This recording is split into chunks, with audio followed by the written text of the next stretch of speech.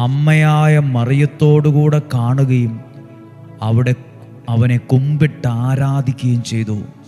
പ്രിയപ്പെട്ടവരെ, കന്നുകാലിക്കൂട് അല്ലെങ്കിൽ കാലിത്തൊഴുത്ത് പശുവിൻ്റെ ചാണകവും മൂത്രവും ദുർഗന്ധവും ഒക്കെയുള്ള ഒരു സ്ഥലമാകാം.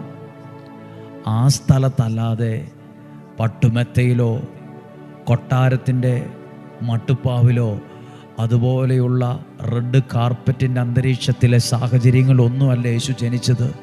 ഒരു പക്ഷേ ഇന്ന് എൻ്റെ അവസ്ഥ കാലിത്തൊഴുത്ത് പോലെയാകാം.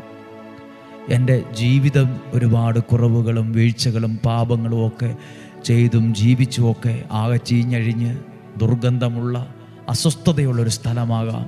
എങ്കിലും യേശു എന്നിൽ ഇന്ന് യേശു ജനിക്കും.